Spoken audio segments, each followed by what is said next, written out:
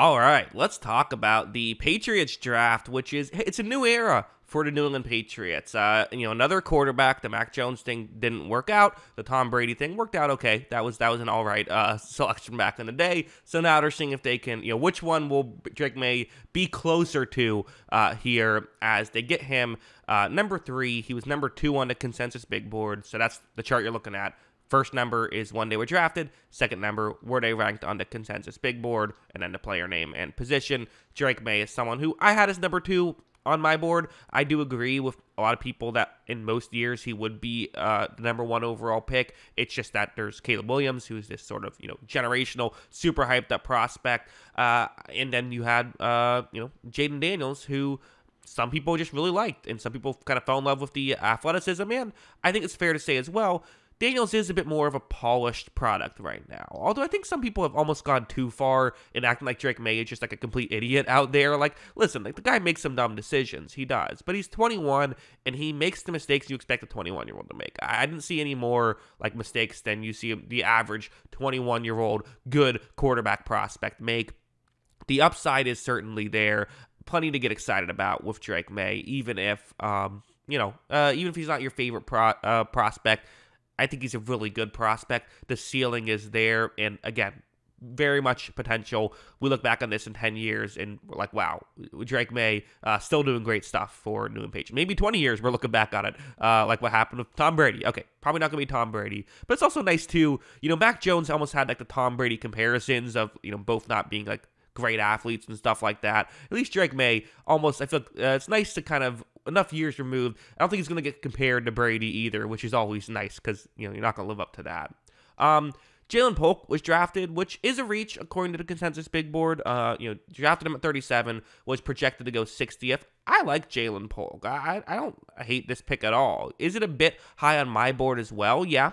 I did not have Polk as a top 50 prospect on my top 50 big board, but at the same time, man, they need receivers, and going out and we can talk about him and Javon Baker together. Javon Baker from UCF, and then Polk from Polk from Washington, of course. Two guys that I do think are could be at least good depth players and could be able to fill their role pretty well. Yes, there is some, I don't think either are complete finished products by any means, but they needed more guys. And, usually guys drafted in this area at the wide receiver position have a pretty high hit rate. So I'm surprised we didn't see more teams that needed receivers double down and get a couple of receivers at this point. Because, everyone talked about the depth in this receiver class is insane. And yet you saw a lot of guys take one receiver and say, okay, we're good.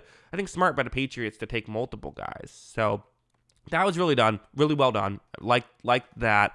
They then had some question marks. You definitely see some pretty massive reaches on the consensus big board. For a couple of these next picks, going to Caden Wallace, the offensive lineman out of Penn State, who feels like he'll be a depth tackle is what I'm viewing him. So for an early 3rd round pick, a bit high there, was projected to go over 100 spots later. Has good athleticism, does not have great numbers in college. Numbers are okay for a college player. That's where he was at. Not even good for a college player, like solid for a college player. So putting him in the, drafting him to be in the NFL, I'm not expecting a lot. Is a big guy, 6'5", 340. There's size there. Again, I'm wondering if the Patriots feel like they can coach him up or things like that. But for me personally, it's a bit of a reach here, and not a pick I love. I almost would have rather just go with another receiver at this point than something like this. Some people maybe would even say, could you have gotten Jalen Polk with this pick? Would he have fallen that far? I think it was fine to reach on. You got to help out your young quarterback. And I get maybe that's what they're thinking here. Feels like a bit of a reach, but who knows? I haven't done a full deep dive in him, so maybe I'm wrong.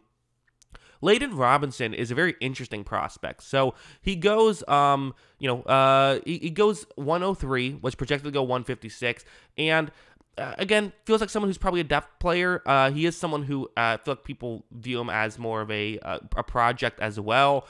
Does have pretty good size, 6'4", 315, is a guard, right? Like that. That's plays on the inside. So there's some intrigue with someone like him. But I guess my question is, again, did you need to get him this high? Could you have gotten someone later? So not crazy about either of these offensive line picks. Well, I think that they're both fine players and definitely people I like spending a pick on at some point.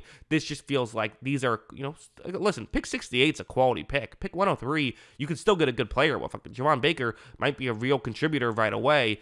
I know you want offensive line depth, but I feel like this isn't the best use of that. So while I think they got better, and these are important picks to make, I think that they maybe could have waited. Maybe again, the Patriots love to trade down. Maybe there wasn't a trade down option, but I think it feels like reaches for me here.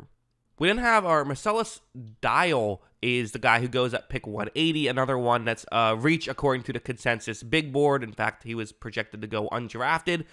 There are not 264 picks, so not he was a fringe. Is he going to get drafted? Is he not going to get drafted? Guy, and during the draft, he gets drafted, so good for him. Someone who I think maybe could be a decent man corner, does have decent measurables and things like that. Decent, it's 6 feet, ran a 4.46, so solid there. Although the rest of kind of the athleticism stuff was not great. So I think maybe again, a lot of what the Patriots did with Bill Belichick was go out and maybe say, hey, we like you to do this one thing, and we think we found one thing that we think you can do. We don't need you to be a complete corner. We like you because of this. While Belichick isn't there, it's still a lot of the same coaching staff and a lot of the same mindset.